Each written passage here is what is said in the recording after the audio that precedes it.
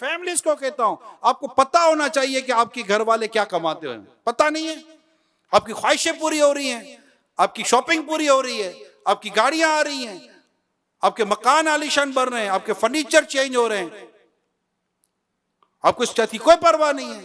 امام غزالی رحمۃ اللہ تعالیٰ علیہ علوم میں لکھتے ہیں ایک ایسا وقت بھی تھا کہ جب مرد کمانے کے لیے باہر نکلتا تو اس کی بیوی اور بیٹی اسے کہا کرتے تھے کہ ہمارے معاملے میں خدا سے ڈرنا، حرام نہ کمانا، ہم بھوک برداشت کر سکتے ہیں مگر جہنم کا عذاب برداشت نہیں کر سکتے.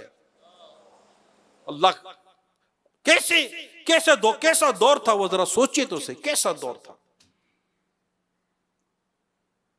اور آج تو اتنا ابھارا جاتا ہے آپ کی آمدنی کوئی نہیں ہے، دیکھو اس کو carpet will two will carpet لے لیا، نیا فرنیچر ڈال دیا، کار بدل لی ہے، آپ کے ساتھ تو کوئی سکھ ہی نہیں ملتا.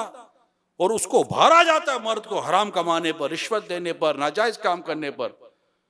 نوجوانوں کو ابھارا جاتا ہے، موبائل لوٹتے ہیں، پھر گاڑیاں لوٹتے ہیں، موٹر سائیکلیں لوٹتے ہیں، پھر تھوڑے دنوں کے بعد اللہ کی پناہ گولی کھا جاتے ہیں. مکاشفۃ القلوب میں ہے آدمی کے پیٹ میں جب لقمہ حرام پڑا تو زمین و آسمان کا ہر فرشتہ اس پر لعنت کرے گا جب تک اس کے پیٹ میں رہے گا. اور اگر اسی حالت میں یعنی پیٹ میں حرام لقمے کی موجودگی میں موت آ گئی تو داخل جہنم ہوگا. سورہ نساء میں اللہ پاک نے آیت نمبر 29 میں کچھ یوں بھی ارشاد فرمایا ہے، لا تاکلوا اموالکم بینکم بالباطل، باطل طریقے سے آپس میں ایک دوسرے کے مال نہ کھاؤ. اس آیت میں باطل طریقے سے مراد وہ طریقہ ہے جس سے مال حاصل کرنا شریعت نے حرام قرار دیا ہے، جیسے سود، چوری، جوئے کے ذریعے مال حاصل کرنا، جھوٹی قسم، جھوٹی وکالت، خیانت، غصب کے ذریعے مال حاصل کرنا، گانے بجانے کی اجرت، یہ سب باطل طریقے میں داخل اور حرام ہے.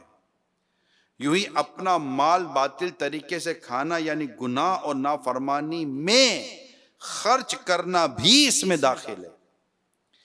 اسی طرح رشوت کا لین دین، ڈنڈی مار کر سودا بیچنا، ملاوٹ والا مال فروخت کرنا، قرض دبا لینا، ڈاکہ زنی، بھتہ خوری اور پرچیاں بیچ کر ڈرا کر کے مال وصول کرنا بھی اس میں شامل ہے. یہ میں نے آپ کو قرآن کریم کی آیت کا حصہ ترجمہ اور اس کی یہ مختصر سی جو تفسیر ہے یہ میں نے سورہ نساء میں جو بیان ہوا، یہ میں نے سراۃ الجنان سے آپ کو جو تفسیر مقطوعۃ المدینہ سے لی جا سکتی ہے، اس سے میں نے مختصراً آپ کو یہ جو وضاحت تھی یہ میں نے آپ کو بیان کی ہے. اب ہم میں سے ہر ایک کو اپنے کام کا جو کاروبار کا جائزہ لینا یہ ضروری ہے کہ کہیں ایسا نہ ہو کہ میں کما رہا ہوں اور میری آمدنی یہ حرام ہو، ناجائز ہو، غیر شرعی، اللہ کی پناہ، یا میرا جو انداز، میری جو تجارت ہے اس سے جو آمدنی ہے، یا میں جو جاب کرتا ہوں اس سے جو آمدنی ہے، یا میں جو سروس پرووائڈر ہوں اس سے اگر کوئی ایسی میری آمدنی، اگر وہ سب کا جائزہ لینا ہے کہ میری آمدنی حرام نہ ہو. اس کے نقصانات اس قدر ہیں. اللہ کے آخری نبی صلی اللہ علیہ وسلم نے حضرت سعد رضی اللہ تعالی عنہ سے ارشاد فرمایا، اے سعد اپنی غذا پاک کر لو، مستجاب الدعوات ہو جاؤ گے. مستجاب الدعوات جس کی دعائیں قبول ہوتی ہیں. اے سعد اپنی غذا پاک کر لو، مستجاب الدعوات ہو جاؤ گے. اس ذات کی قسم جس کے قبضہ قدرت پہ میری جان ہے، اس ذات کی قسم جس کے قبضہ قدرت میں محمد صلی اللہ علیہ وسلم کی جان ہے، بندہ حرام کا لقمہ اپنے پیٹ میں ڈالتا ہے تو اس کے 40 دنوں کے عمل قبول نہیں ہوتے. جس بندے کا گوشت حرام سے پلا بڑا ہو اس کے لیے آگ زیادہ بہتر ہے. تو اب بات پیارے اسلام بھائیو یہ ہمیں دیکھنی ہے کہ ہمارا جو آمدنی کا جو ذریعہ ہے وہ کیا ہے. اگر وہ خدا نہ خواستہ حرام ہے، ناجائز ہے، جو ہم جاب کر رہے ہیں، وہ جاب جو کام کر رہے ہیں وہ ناجائز ہے. مزدوری میں بھی ڈنڈی مارتے ہیں لوگ، ایک سے ایک ڈنڈی مارتے ہیں. مزدوری کرتے ہیں، اللہ کے ڈنڈی مارتے ہیں. 8 گھنٹے کی ان کی بات ہوتی ہے اور ان کی جو سروس ٹائمنگ ہوتا ہے، جو وہ کام کر رہے ہوتے ہیں. یعنی اتنی پرابلم ہے لیبر کی طرف سے، مزدوروں کی طرف سے. گھر میں بلاؤ تو نکلتے نہیں ہیں، تو وہ کام دو تو آہستہ آہستہ آئیں گے، چائے پئیں گے، سگریٹ پئیں گے، ادھر دیکھیں گے، تھوڑا کام کریں گے، پھر بیٹھیں گے، پھر یہ کریں گے، پھر وہ کریں گے. اتنی کمپلینس تھیں اللہ کی پناہ، اور مزدوری پوری لے لیں گے. اور اگر خدا نہ خواستہ یہ وقف کے ادارے میں اگر ایسا کر رہے ہیں تو ان کا بنے گا کہ وہاں تو کوئی معاف بھی نہیں کر سکتا. تو الغرض میں نے مزدوری کی طرف سے بات کی. اسی طرح رات کی چوکیداری کرتے ہیں، دن کی چوکیداری کرتے ہیں، حالانکہ محنت کر رہے ہیں، مگر اس میں بھی ڈنڈی ماریں گے تو ڈیفینیٹلی ان کے لیے اجرت کے تعلق سے پھر حرام حلال کے مسائل شروع ہو جائیں گے. تو ہمیں غور کرنا ہے. اسی طرح جو بزنس کرتے ہیں ان کو غور کرنا ہے کہ یہ بزنس کریں، وہ بزنس کیا ہے، موڈ آف بزنس کیا ہے، وے آف ٹریڈنگ کیا ہے، وے آف ڈیلنگ کیا ہے، ٹرانزیکشن کیسے کرتے ہیں، ٹرمز اینڈ کنڈیشنز کیا ہیں. اگر کوئی کانٹریکٹ سائن کر رہے ہیں تو وہ کانٹریکٹ کس سے آپ نے پروف کروایا کہ یہ کانٹریکٹ میں جتنی کنڈیشنز لکھی ہوئی ہیں، ٹرمز اینڈ کنڈیشن آپ نے دیکھی ہوں گی. بعض اوقات فارم آتا ہے، فارم کے پیچھے لکھا ہوتا ہے ٹرمز اینڈ کنڈیشنز، اور اس کے نیچے ہوتا ہے کہ سائن کر دیں. ہم لوگ سائن کر دیتے، ہم نے پڑھا ہی نہیں کہ ٹرمز اینڈ کنڈیشن میں لکھا ہوا کیا ہے. جائز کنڈیشن لکھی ہے کہ ناجائز کنڈیشن لکھی ہے. معاہدہ تو ہو جاتے ہیں ہمارے تو، اور ہمیں پتہ ہی نہیں ہوتا. لین دین شروع ہو جاتی ہے، ہمیں پتہ ہی نہیں ہوتا. اور یہ بھی ہمیں توفیق نصیب نہیں ہوتی کہ ہم جا کر کسی مفتی سے، دارالفتہ علیہ سنتی سے جا کر پوچھ لیں کہ جناب یہ جو میں کرنے جا رہا ہوں یہ کیا ہے. اور اگر مثال کے طور پر ہمیں یہ کہا جاتا ہے کہ اس کی کوئی صورت حلال ہے ہی نہیں، حرام ہے، ناجائز ہے، آپ کو چھوڑنا پڑے گا، اور ہمارے پاس اس کی کوئی حلال صورت ہے ہی نہیں، تو ہم چھوڑ دیں گے. ہم کیوں حرام کمائیں گے؟